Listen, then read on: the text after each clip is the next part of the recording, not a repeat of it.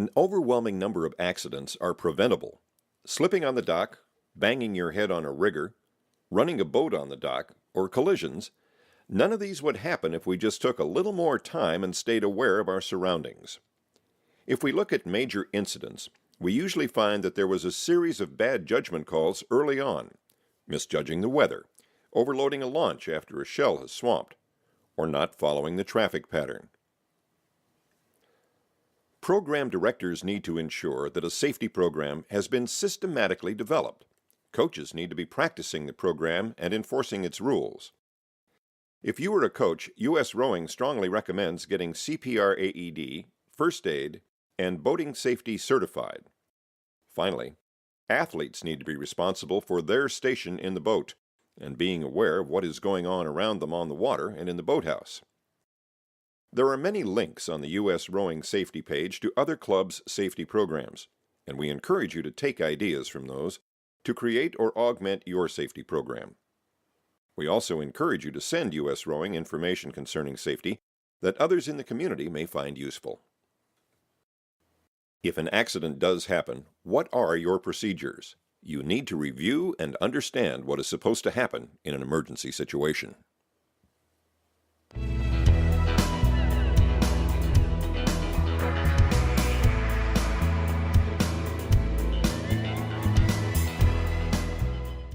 Rowing is a great way to get fit, but get cleared by your doctor before you start exerting yourself. If you do have any medical conditions that may affect your rowing, like athletically induced asthma or diabetes, let your coach know and have the appropriate medical form on file. If you need medication on the water, make sure you have it with you. USRowing recommends a swim test for every athlete that goes out on the water. The swim test should be conducted by a water safety instructor and never the rowing coach. The coach should be present, if possible, to observe and identify weak swimmers. If a group of rowers are in the water, it is important to know who to get out first. Treading water for 10 to 15 minutes and putting on a life jacket while in the water are the minimum skills a rower should be tested on. If a rower carries an inflatable PFD, they should be aware that putting it on in the water can be difficult. If possible, the rower should practice putting it on before it is needed in an emergency situation. Know the terminology of general boating and rowing. When you enter a boathouse and you go out on the water, you are entering worlds with rules and terminology that are not used in other areas of our lives. Knowing this vocabulary will help us be safe in the mixed nautical environment in which we operate. Along with terminology, you have to know the rules of the road, like who has the right-of-way and under what circumstances. What is the traffic pattern for the waterway that you are on? The rowing traffic pattern should be posted at the boathouse and understood and obeyed by everyone who rows on that body of water.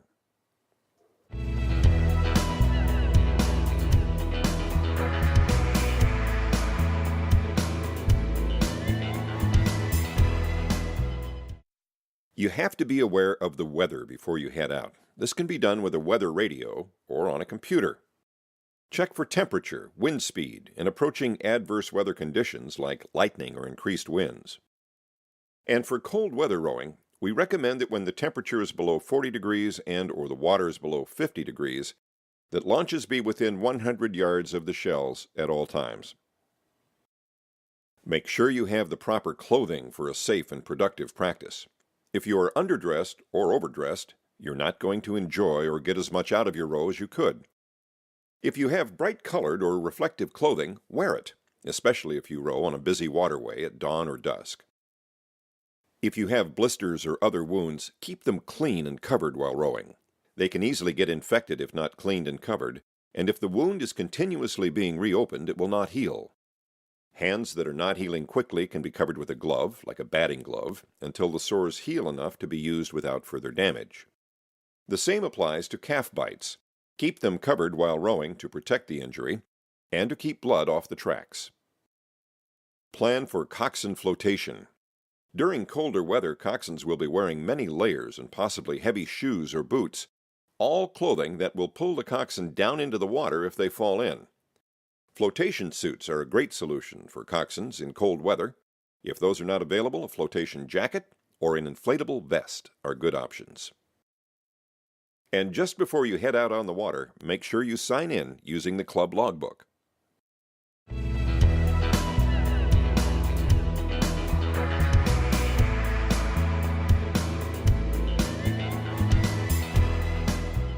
The boathouse and docks are the cause of many minor accidents. Be aware of riggers, boats being moved in or out of the bay, and oars being carried. Most docks in the morning or on rainy or icy days can be very slick. Falling on the ramps or the dock can do serious damage to you and your boat. Emergency phone numbers should be posted near the phones, and the first aid equipment should be easily accessible.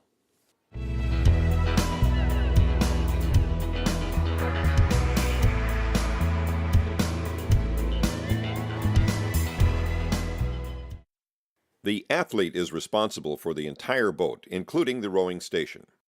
As you move the boat in or out of the boathouse and on or off the dock, you must be aware of your surroundings. If you're moving a boat with or without a coxswain, you need to make sure that the people and equipment in the area are safe. Place the boat in the water, making sure you don't damage the rudder or skeg, and then check your station to make sure everything works correctly and parts are tightened. Check the footboards and make sure they are properly fastened to the boat, and the heel ties are tied. Seat rolls freely. The rigger nuts are tight, and oarlock closes and pivots properly. This will only take a matter of seconds on the dock, but can save minutes of repair time and help prevent needless accidents on the water. And a shell should never go on the water without a bow ball. These have saved many athletes from serious injuries. If there is damaged equipment, it should be fixed before being rowed again. Damaged equipment, at best, only gets more damaged while being rowed, and at worst can lead to accidents and injury. If you have minor hull damage, USRowing's DVD on hull repairs can help you get the repairs done and the boats back on the water. Cleaning the oar handles will get rid of the oils that accumulate in synthetic handles during normal use. Ask the manufacturer what to use for general cleaning. Blood and blister drainage should be cleaned immediately after practice with a light bleach solution. If athletes have been bleeding on the tracks due to calf bites, they should also be cleaned with a light bleach solution. If you row during the dawn or at dusk, you must have lights. Not only is it part of your boater's rights and responsibilities to have proper lights on your boat, it just makes sense. Even though only a white light is required by boats under oars, we recommend you use a red-green bow light, red on the port side, green on the starboard, and a tall white light near the stern. Even with your lights, you still have to be a defensive rower. Your lights are very low to the water, and if you're rowing in an urban area, there may be lots of other lights competing for another rower or power boater's attention. Check the lights to make sure they are on before leaving the dock.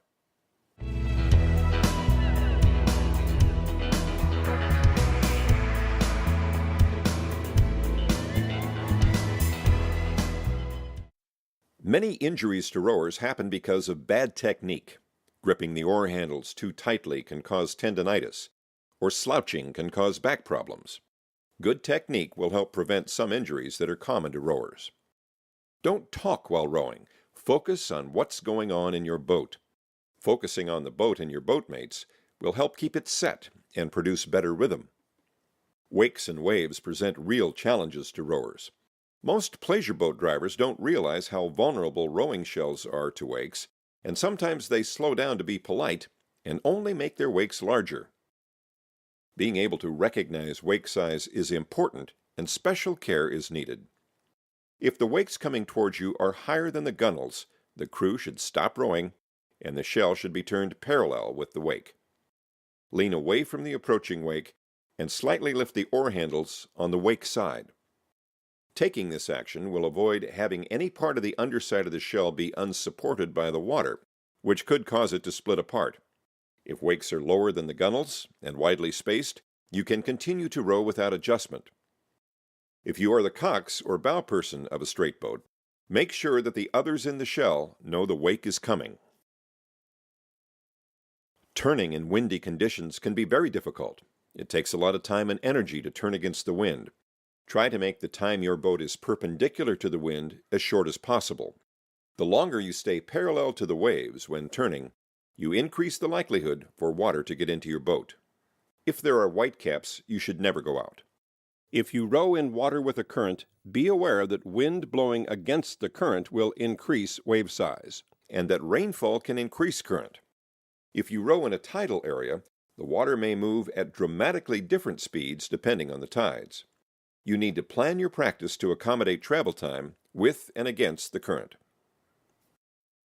Always keep an eye out for a change in the weather, the thickening of clouds, a quick changing color of the sky, and the wind picking up speed are all indicators that the weather is changing. Lightning can be very dangerous for rowers. At the first roar of thunder or bolt of lightning, all boats should head for the boathouse if it is close by, or to the shore if the storm is coming quickly. You need to know how to safely beach your boat. Your safety is more important than your boat, but if done carefully, you can keep harm from coming to yourself and your boat. Be aware that carbon fiber is a conductor of electricity. Handheld lightning detectors are used at many outdoor sporting events and are relatively inexpensive. Fog is another potential danger. Do not row in fog unless your visibility is at least 100 yards.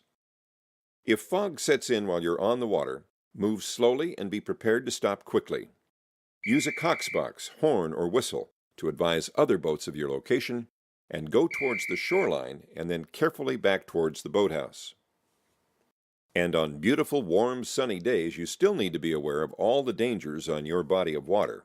Low-head dams, bridges, rocks, docks, pilings, marinas that have a lot of activity, and any other obstacle that may be in your path.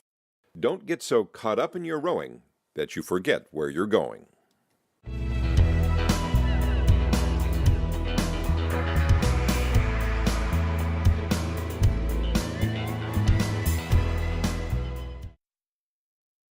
Accidents are going to happen, some serious, some not, and you need to discuss some common problems that may occur at your rowing venue and decide on a plan of action for each.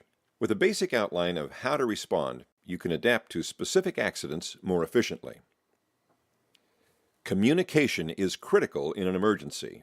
As a rower, you need to know what signals to send to the coach to show that there is a problem, like waving arms, putting an oar in the air, or blowing a whistle. We are going to look at some common accidents and hazards that rowers need to be aware of and understand what action to take. A crab is when a rower's oar gets stuck in the water at the end of the stroke. They come in three sizes. A small crab can be corrected by forcing the blade out of the water and continuing to row. The medium crab will usually require the boat to stop as the oar handle has gone over the head of the rower and is now parallel to the boat. The rower will have to turn the blade so that it is flat on the water, and then bring the handle back around to the rowing position and start again. The third kind of crab is the ejector. This is when the force of the oar handle pushing against the rower causes the rower to be thrown from the boat. The rowing shell needs to come to a stop, and the coach's launch should go immediately to the athlete thrown from the boat. The rowing shell and rigger should be checked for damage before letting someone row in that position again. If a coaching launch is not available to assist, give a strong kick of the legs, push yourself high enough so that your torso is draped across the rower's bench, pull yourself up and turn over so that you are now sitting on the tracks. Once back in the boat, provided there is no damage, you can continue rowing. Collisions between rowing shells and other objects are also common. After a collision happens between two rowing shells, the boat should not be pulled apart until a coach or person in a safety launch can assess the injuries and check the hull at the point of impact. If the hull is severely damaged, it can be better to leave the hulls together as the athletes are removed. If the damaged boats can be separated and rowed, they should be escorted back to the boathouse by the safety launch. If the shell hits a stationary object, again, check the hull for damage and assess whether the boat can be rowed safely to the boathouse. To avoid collisions, make sure all rowers know how to make an emergency stop. The coxswain will give the command, "Weigh enough, hold water," and the rowers will drag their blades as deeply in the water as possible without causing injury to themselves or the boat. If your shell swamps, that is, when the interior water reaches the gunnels, the "weigh enough" command is issued, and the coaching launch or other boats are signaled by waving your arms or shirt above your head or by raising an oar in the air. The coxswain will order you to untie. This is done as soon as possible so that your boat with its flotational ends doesn't break apart with your weight in it. Some manufacturers have built-in flotation spread throughout the hull, and rowers can stay in without damaging the boat, even if the boat is swamped. This is always preferable to getting in the water. Check with your shell manufacturer to see if your boat has this safety feature. If you think your boat may break apart, the rowers should carefully and quickly slip over the side in pairs, starting in the middle of the boat, and form buddies by pairs to keep watch on each other. The coxswain buddies with the stern pair. At this point, if rescue is not imminent, then the boat may be flipped over to provide a more stable flotation platform. You can then lie on the hull or hang on to your buddy across the hull. Rowers should never leave the boat. If the coaching launch is nearby, everyone should be thrown a life jacket, and it should be put on. In the rare case that the coaching launch is then swamped and there is no hope of imminent rescue, a decision needs to be made about swimming the boat to shore if that is possible. Decisions need to be made very quickly after everyone is in the water. It can be a very short time before judgment becomes clouded by the cold. No matter how close to shore, you should never attempt to swim to shore without the boat or Coast Guard approved flotation. If you are in another rowing shell and a safety launch is not close by, you should assist the distressed rowers as much as possible without putting you or your boat in any danger. Don't make the problem worse by creating more victims. If a victim needs flotation, let them use your boat as a rescue board if that can be done safely. Do not give them an oar. Oars with adjustable handles float for a very short time. USRowing recommends that all rowing shells that go out on the water be accompanied by a safety launch. If you do row without a safety launch, you need to take extra precautions and be more aware of your environment. Row with the buddy. You need to carry a cell phone in a waterproof bag. If you have an accident away from the boathouse, you may need assistance. You should carry an inflatable PFD. A compact inflatable that is carried in a small pouch will help you keep your head above the water as the effects of hypothermia set in. If your boat is flipped, you need to grab the far gunwale, and as you pull it toward you, push the rigger in the water away from you with your hand and then with your foot. Get the oars across the boat, and now you can attempt to get back in. Hold both oars in one hand with the blades flat on the water, and place your other hand in the middle of the rower's bench.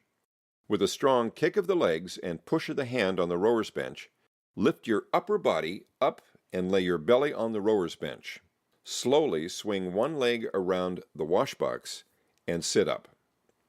From here you can get both feet back in the shoes and get to the shore or boathouse.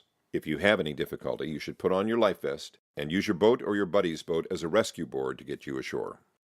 Once you get your shell back to the dock, you need to bail or pump out as much water as possible before taking it out of the water. And always use more people than you would normally to take the boat out of the water.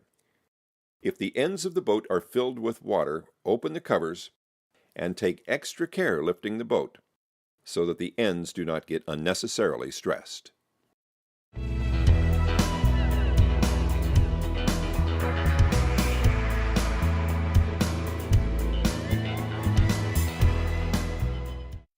Rowers are known to head out on the water in extreme conditions, practicing in freezing rain, and racing when the temperature and the humidity are both over 95. Extra precautions are needed in these kinds of conditions. When it is cold, you need to be wearing proper clothing, including a hat. At least 50% of heat loss comes from your head. If it is going to rain or snow, wear as little cotton as possible. If cotton becomes wet or even very damp, it actively pulls heat away from your body. There are lots of great technical fibers available that will help move moisture away from your body and will retain heat even when wet. Being cold is not conducive to a productive practice or race.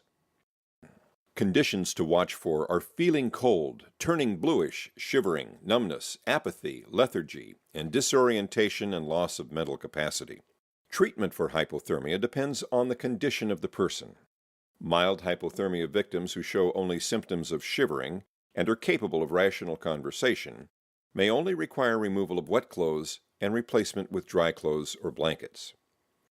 In more severe cases where the victim is semi-conscious as evidenced by appearing drunk and have stopped shivering, immediate steps must be taken to begin the rewarming process. If you should fall into the water, all efforts should be given to getting out of the water, even if it means lying on top of the boat. Cold water robs the body's heat 25 to 32 times faster than cold air. If the weight of the rowers in a swamped shell threaten to break it apart, and thereby provide minimal flotation, and you are forced into the water, huddle together. It is possible to conserve 50% more body heat in a group. The greatest danger when rowing in cold weather is being in the water. Being in water below 80 degrees is potentially dangerous. It is extremely dangerous when below 50 degrees. Cold water immersion follows 4 stages, starting with cold shock, followed by swimming failure, then hypothermia, and finally post-rescue collapse. It is believed that the majority of deaths happen during the first 2 stages. The initial cold shock from falling into cold water provokes an immediate gasp reflex of up to 2 to 3 quarts of air or water if your head is submerged. During this period, concentrate on staying afloat with your head out of the water, and once your breathing is more normal and your heart rate is reduced, you will think more clearly and make better decisions. Next, swimming failure sets in after 3 to 30 minutes of immersion. Tests using Olympic swimmers showed how the body progressively becomes more vertical in the water due to loss of muscular coordination. This is why staying with the boat is critical. Physical exercise such as swimming causes the body to lose heat at a much faster rate than remaining still in the water because blood is pumped to the extremities and is quickly cooled. Immersion in cold water can quickly numb the extremities to the point of uselessness. Within minutes, severe pain clouds rational thought. Hypothermia can set in after 5 minutes in the water depending on water temperature, body type, size, insulation of clothing, acclimatization, level of exhaustion, and other factors. USRowing recommends that all coaches, boathouse managers, and persons who row without a coach watch the Coaches and Boathouse Managers section of this DVD to learn more about cold water immersion and rescue. Also be aware of high heat and humidity. Hyperthermia occurs with an increase in body temperature, usually when the air temperature is above 76 degrees, and the rower is exposed to sun and heat in combination with the decrease in body fluid. Hyperthermia may occur when sweat cannot easily evaporate. 2 things can happen at this point: heat exhaustion or heat stroke. Heat exhaustion is less dangerous than heat stroke. It typically occurs when people exercise heavily in a warm, humid place where body fluids are lost through heavy sweating. Fluid loss causes blood flow to decrease in the vital organs, resulting in a form of shock. The warning signs of heat exhaustion include the following: heavy sweating, paleness, muscle cramps, tiredness, weakness. The skin may be cool and moist. The pulse rate will be fast and weak, and breathing will be fast and shallow. If heat exhaustion is untreated, it may progress to heat stroke. Seek medical attention if symptoms worsen or last longer than 1 hour. If you are exhibiting symptoms of heat exhaustion, drink cool, non-alcoholic beverages. Rest. Take a cool shower, bath, or sponge bath. Seek an air-conditioned environment. Wear lightweight clothing. If you are unsure about a victim's condition, call 911 to get medical attention as soon as possible. Heat stroke is life-threatening. The victim's temperature control system, which cools the body by producing sweat, stops working. The body temperature can rise so high that brain damage and death may result if the body is not cooled quickly. The elderly and children are most susceptible to heat stroke. What are the warning signs of a heat stroke? Warning signs of heat stroke vary, but may include the following: an extremely high body temperature, above 103 degrees. Red, hot, and dry skin, no sweating. Rapid, strong pulse, a throbbing headache, dizziness, nausea, confusion, unconsciousness. If you see any of these signs, you may be dealing with a life-threatening emergency. Call for immediate medical assistance while you begin cooling the victim. Do the following: get the victim to a shady area and offer cold water to drink. Cool the victim rapidly using whatever methods you can. For example, immerse the victim in a tub of cool water. Place the person in a cool shower. Spray the victim with cool water from a garden hose. Sponge the person with cool water. Or if the humidity is low, wrap the victim in a cool, wet sheet and fan him or her vigorously. Monitor body temperature and continue cooling efforts until the body temperature drops to 101 to 102 degrees. If emergency medical personnel are delayed, call the hospital emergency room for further instructions. The way to avoid heat stroke and heat exhaustion in warm weather is first of all make sure you maintain a high fluid level. Drink plenty of water before you leave the dock and frequently while you are on the water. Wear a hat or a sweatband. Remain in the shade when you are not on the water and don't overdo it. Avoid sunburn by using a minimum 30 rated sunscreen on exposed skin. The rule of thumb if you are unsure of someone's condition because of an injury, cold, or heat is to immediately call 911 and get the EMTs to the scene as soon as possible.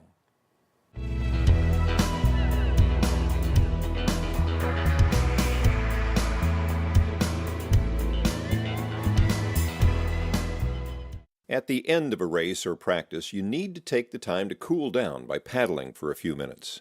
Paddle or do some drills to let the body cool down. This will also aid in muscle recovery. Always remember to approach the dock at a controlled speed. Keep in mind that the reason for lots of minor hull damage is from crews misjudging the speed at which they're going and colliding with the dock. Take your time. Take the time to make sure the area is safe as you come off the dock and into the boathouse. After you put all the equipment away, don't forget to sign out in the logbook. Safety is everyone's responsibility. Rowing is a fun recreational activity, and we do this by choice because of the positive impact it has on our lives. There is no reason that proper safety procedures should impinge on our participation or enjoyment, and may actually have the effect of allowing us to continue to row as long as we can sit in a boat.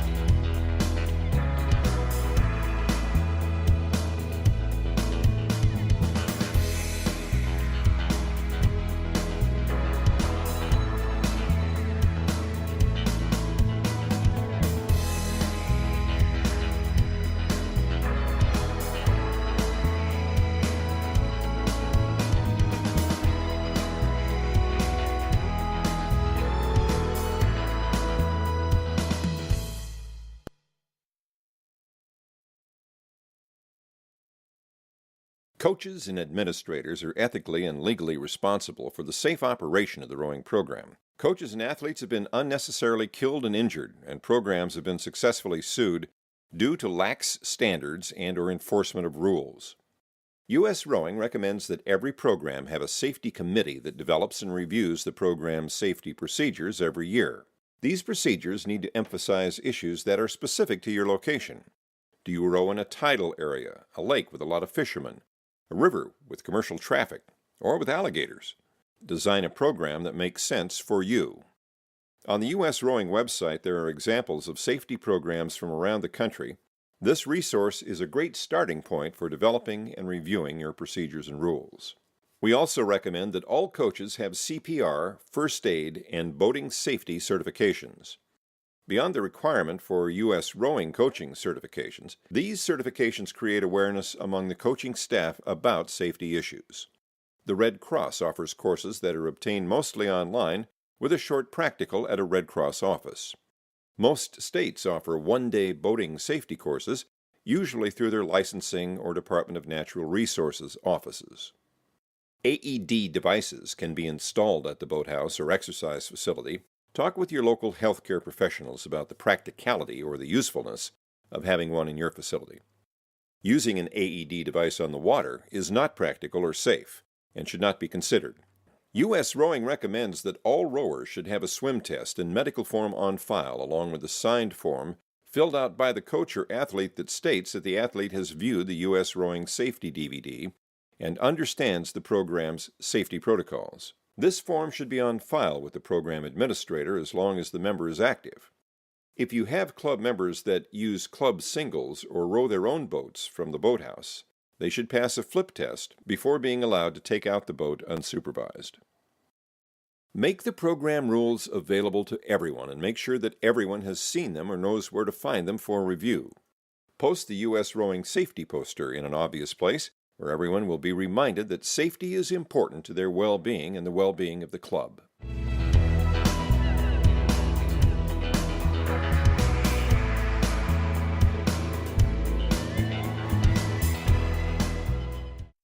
The boathouse and the area around the boathouse, including the docks, can be part of the club's liability. Securing your docks at the boathouse is the best option, but if this is not possible, posting signs such as no running or slippery when wet, no fishing or swimming from docks, let people know that this area can be dangerous and should not be used for play. We refer to this as the coaching launch because that is its function 99% of the time, but during that 1% of the time where it is a rescue launch, we need to make sure that we have the equipment to help the athletes in an emergency. All of the items listed below come in the Kippy Little Safety Kit available from US Rowing. Air horn or whistle. Life vests for everyone on the water. First aid kit with an assortment of bandages. Space blankets to cover cold athletes. Rescue throw bag. Flashlight. In addition, we recommend that you carry a toolbox with common spare parts to make on-the-water repairs. A fire extinguisher. A ladder to help cold, tired athletes out of the water, especially in a tippy launch. Hand pump for pumping out the launch after a rain, and to remove water from a shell to avoid swamping. Radio or cell phone with numbers written down someplace in the launch so someone can call for help if the coach is injured. Anchor with line tied to the launch to be used for keeping the launch from moving in the wind or drifting towards a dangerous area if the motor dies. Lights for dawn and dusk coaching. It is the law and can help you avoid being run over by other boats. And a paddle for self-rescue and maneuvering around shells. The driver must know how to operate a motorboat. We cover this information in our Launch Drivers DVD, but we recommend each club have a detailed program to teach potential launch drivers and that each driver obtain a state or nationally recognized boat operator certificate. The driver must also know how to use all of the safety equipment in the launch. All persons in the launch should wear a life vest. New designs are practical and easy to wear for coaches and referees. Inflatable PFDs with CO2 cartridges are not bulky and do not trap heat like older styles of life vests. Any experienced coach or referee can recall stories about peers or themselves being thrown from a launch. Discuss with your team what should happen if the coach is thrown into the water. During a rescue situation, the rescuer should never leave the launch and enter the water without wearing a life vest. You should think ahead about the size and capacity of the coaching launch. It should not be loaded with non-essential people. Remember, the whole reason for having room aboard is for rescuing people in distress.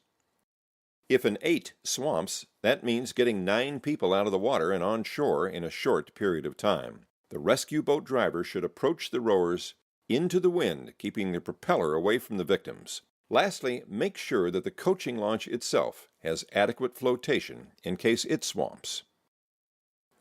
As many times as we tell our athletes to check the rigger nuts and to check for broken equipment, it is important that coaches take the responsibility to make sure the rowing equipment is ready to be rowed. A system for recording damaged equipment should be established to let the person responsible for repairs know of the work to be done and to let others know that the boat should not be rowed. Trailer safety is also important, as many boats have been lost because they were not tied down properly or other accidents while traveling. US Rowing's Trailering DVD will answer questions about transporting your boats on the highways.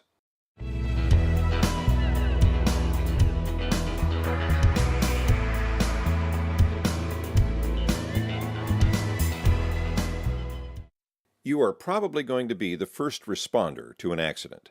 You will need to make a very quick assessment of the situation and determine a course of action. Communication is critical in an emergency. You need to be able to talk to other coaches and/or emergency responders. Every coach should have a cell phone or radio. Phone numbers or emergency channels should be visibly displayed near the coach's seat. If you have emergency phone numbers other than 911, say for the Harbor Patrol, have you ever called it to make sure it is correct? If you have a VHF radio, channel 16 is the distress channel. If you have to call an emergency responder, you have to know where you are. Telling the dispatcher that you are at the yellow house near the 1500-meter mark is not going to be helpful. Do you know street names or names of the marinas or facilities that you pass? Let's look at some common incidents where a coach may have to take action. After a serious crab, the rowing shell needs to come to a stop, and the coach's launch should immediately go to the athlete thrown from the boat. The rowing shell and the rigger should be checked for damage before letting someone row in that position again. If a boat swamps, you need to count heads immediately. After a collision between two rowing shells, the boats should not be pulled apart until you can assess the damage. Check the hull at the point of impact, and each rower should check the hull and rigger at their station. If the hull is severely damaged, it can be better to leave the hulls together as the athletes are removed and then separate them before you try to bring the shells to shore. If you regularly coach large numbers of athletes, and in the event of a swamping or serious collision, it may be better to stay with your crews and call 911 or other emergency responders to help transport athletes to shore.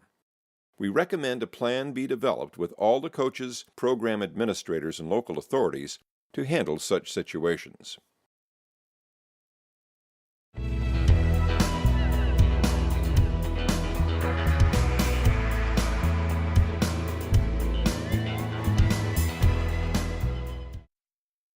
When a rower shows signs of hypothermia, medical assistance should be sought as soon as possible.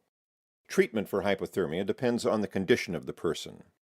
Mild hypothermia victims who show only symptoms of shivering and are capable of rational conversation may only require removal of wet clothes and replacement with dry clothes or blankets. In more severe cases, where the victim is semi-conscious as evidenced by appearing drunk and have stopped shivering, immediate steps must be taken to begin the rewarming process. Get the person out of the water and into a warm environment. Remove the clothing only if it can be done with a minimum of movement of the victim's body. Do not massage the extremities. Lay the semi-conscious person face up with the head slightly lowered unless vomiting occurs. The head down position allows more blood to flow to the brain. Immediately attempt to rewarm the victim's body core. If nothing else is available, a rescuer may use their own body heat to warm a hypothermia victim. Preferably, place the person in a shower or bath of water at a temperature of 105 to 110 degrees with their legs and arms out of the hot water. If using hot pads, wrap the victim's torso in a blanket. Try to heat the underarms and groin areas. Wrap again in the second blanket. Hot pads should not be directly placed on the victim. Use a thick layer of cloth to protect the skin. It is important that the victim's arms and legs be kept out of the warm tub water or blankets and not reheated with the rest of the torso to prevent afterdrop. Once rescued, someone who has been immersed in cold water is still in danger from post-rescue collapse or afterdrop. As blood pressure drops, inhaled water can damage the lungs and heart, and problems can develop as cold, stagnant, highly acidic blood from the extremities is released into the body core. It is vital to treat the victim gently, moving them as little as possible so the cold blood does not flood the heart and lungs. Afterdrop can be fatal. If you are in doubt about the victim's condition, do not rewarm their extremities. Even if the person looks normal after starting to recover from exhibited conditions of hypothermia, take extreme care not to underestimate the seriousness of the situation. Ignore pleas that they are okay and don't need help. We can't emphasize enough how important it is to obtain emergency medical support as soon as possible. Most persons recovered in cold water near drowning cases show the typical symptoms of death: cyanotic or blue skin coloration, no detectable breathing, no apparent pulse or heartbeat, pupils fully dilated. These symptoms are the body's way of increasing its chances of survival through what scientists call the mammalian diving reflex. In the diving reflex, blood is diverted away from the arms and legs to circulate at a rate of only 4 to 8 beats per minute in some cases between the heart, brain, and lungs. The factors which enhance the diving reflex in humans are water temperature. Less than 70 degrees or colder, the more profound the response, and perhaps the more protective to the brain. Age. The younger the victim, the more active the reflex. Facial immersion. The pathways necessary for stimulating this series of responses seem to emanate from facial cold water stimulation. And finally, Cleaner water aids recovery. The diving reflex is a protective mechanism for humans in cold water immersions, but it may confuse the rescuer into thinking the victim is dead.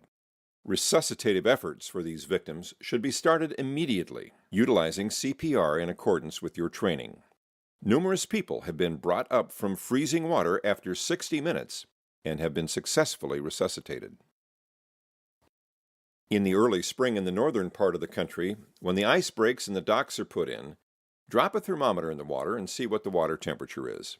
This chart will give you a good idea of your rescue window if someone goes in. As a coach and/or boathouse manager, it is your responsibility that everyone on the water knows the safety rules. We all know that accidents will happen due to inattention and other circumstances, but creating an awareness and enforcing club policy will help reduce injury to rowers and damage to equipment.